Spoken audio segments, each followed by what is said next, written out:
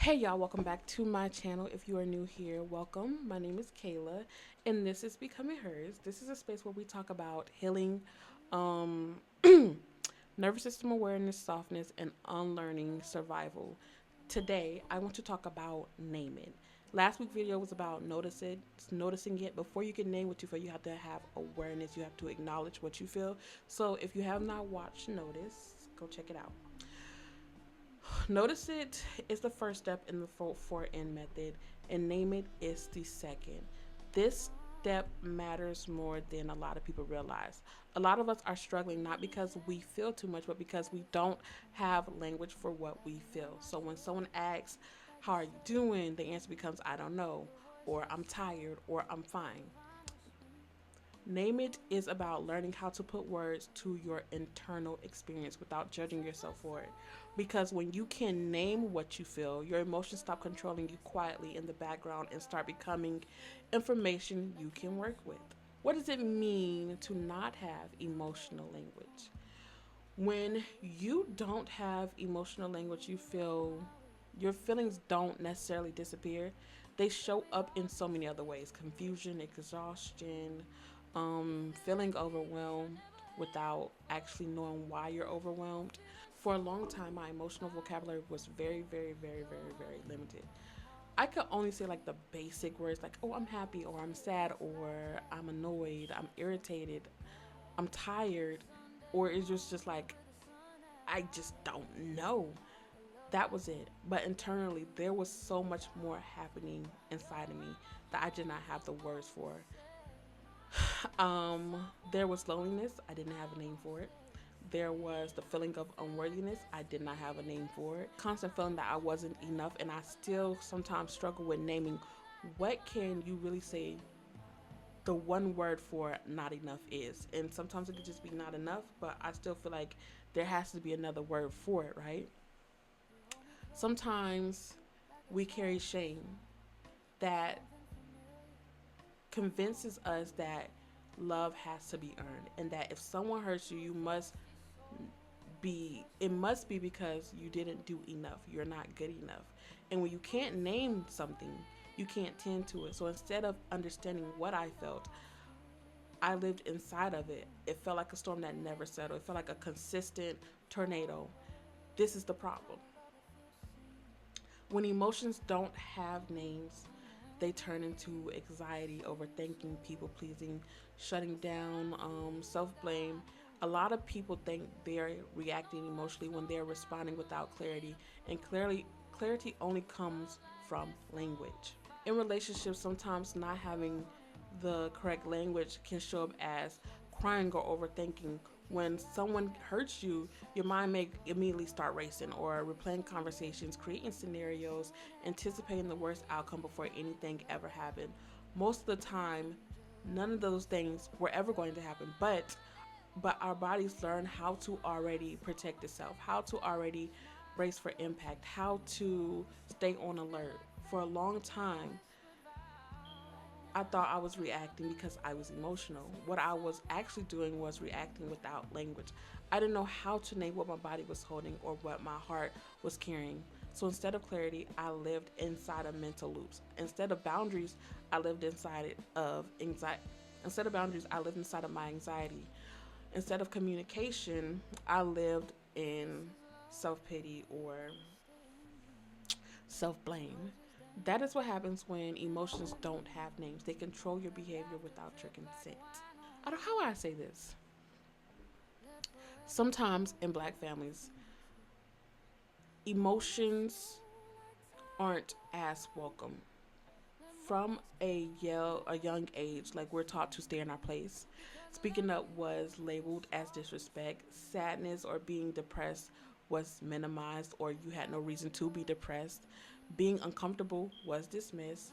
We were told a lot of the times, like, you're a child, you stay in a child's place, you don't do this, that, without explanation, without understanding why. A lot of people experience their feelings being hurt at home long before the world ever got a chance to actually do it. And there was definitely no space for having accountability, or being able to repair. The expectation was to always adjust. So early on, we learned to silence ourselves, to push things down, to keep moving. The emotions that felt acceptable for me were like strength or being dependable, being useful, being valuable. Other emotions like being sad, fear, loneliness, vulnerability felt unsafe. It felt like I'm not supposed to have those emotions. So, in essence, I feel like we all learned as a collective from experience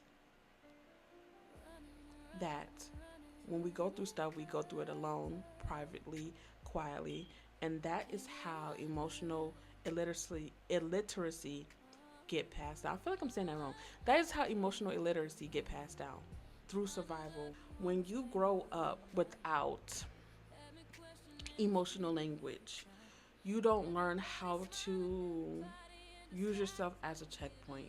You don't learn how to like just check in with yourself. Let me just say that. Like you don't know how to check in with yourself. You learn how to override your control system. So when we become adults, we struggle when people ask us the most simplest questions. What do I need? Or why does this bother me? When we become adults, we oftentimes struggle with basic questions that people may ask us. Um, like, hey, what do you need? Or why is this bothering you? And a lot of times it's not because like we're disconnected, but the skill to understand like what we're feeling, and to name what we're feeling was never practiced. It was never modeled. It was never given to us as a way of like, you're supposed to do this. Even without emotional language, you still make decisions. You still choose partners. You still show up. But those decisions come from confusion instead of clarity. When you don't have language for what you feel, when you don't have language for what you like, for what you want, for how you want to move through situations, you excuse a lot of behavior, especially behavior that could potentially hurt you. When I definitely did not have the emotional language to move through relationships, I know for a fact I excused a lot of things that hurt me, and I didn't really know how to explain like that hurt me with like words without cursing someone out. I tolerated a lot of things, inconsistency, people pleasing. I stayed longer in situations than I should have. And when things would fall apart, I like instantly would blame myself. I would be my own hater. I would always tell myself like, girl, you're not enough. I didn't do enough. I didn't love hard enough. For me, that's not accountability. That was shame filling in where language was missing. Without name without having a name for my emotions, survival explained everything for me, and survival always chooses what's familiar. A lot of things began to shift when I realized everything for me began to shift when I learned words that explain my experience. Survival mode, abandonment, nervous system dysregulation, grief, self abandonment. Language didn't take the pain away, it gave it structure. I didn't know became, okay, I feel overwhelmed. I feel crazy became, I feel lonely. I hate myself became, I've been abandoning myself for X amount of time.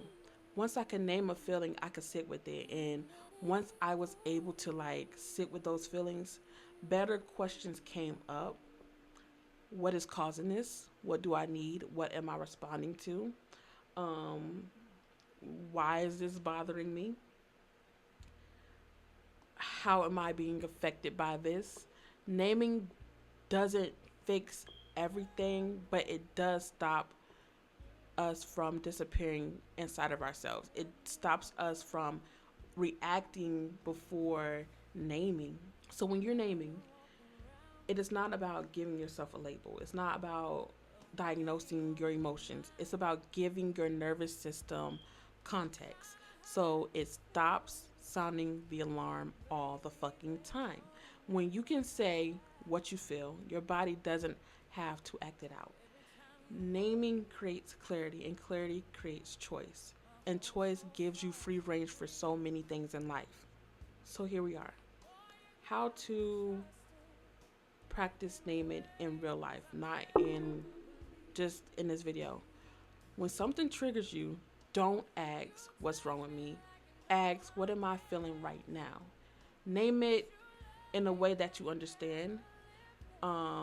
Whether it's loneliness, tenseness, overwhelmed, ashamed, disappointed. You don't need the perfect word. You don't need to explain it. Naming the feeling is enough to slow the reaction. The pause is the practice. The pause is the practice. Something that I do sometimes is like if I have a feeling and I don't have a name for it, I will search it up. I would say, hey, I'm feeling like this. And sometimes Google will diagnose you. Don't listen to that. We're going to say, what would I do? Like if I have a very basic, like I feel like anxious. I will go on Google and be like, what are some other words for anxious? Or what is the words for this feeling? Sometimes Google will help me out. Sometimes I know people don't believe in ChatGPT. Sometimes ChatGPT will help you out. It will help you break down some words, not diagnosing. I know people are like, ChatGPT is going to replace therapists. It will not. ChatGPT is like, you can be like, I set the house on fire and the dog was in the house. And ChatGPT would be like, it's okay. You were going through a difficult time in that moment. You can always get another dog. They come and go. No, we're not going to do that. ChatGPT is not a licensed therapist, but you can use it to help you give name to what you feel. Even if you describe what you feel, or you can be like, today I felt like this and I don't know what to name it. So I'm explaining how I felt, and maybe you can give me some words, chat, on the feel, like what is this considered. Remember, if you cannot name what you feel in the moment, just know that the pause is the practice. The pause is the practice. Naming it allows you to open doors to so many other things in your life.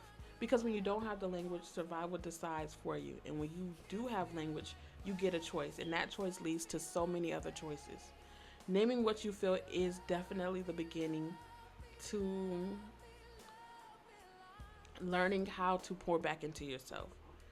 Knowing what you feel doesn't automatically teach you how to care for it. So that is where nurturance come in.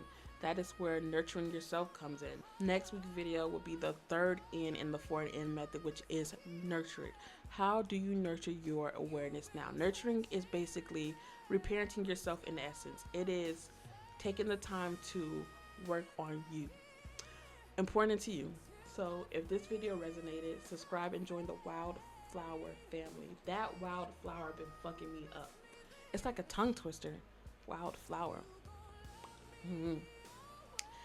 And if you want to practice this work in real time, this week's PDF guide is available now on my Gumroad. Remember, y'all, we are healing together. Lately, I've been going through a massive shift, and I don't know what to call it. I don't know what to name it. I just know it's a massive shift, and the pause is the practice. I'm pausing in it, and I'm practicing sitting in the moment, because I don't know what's going on. But ciao.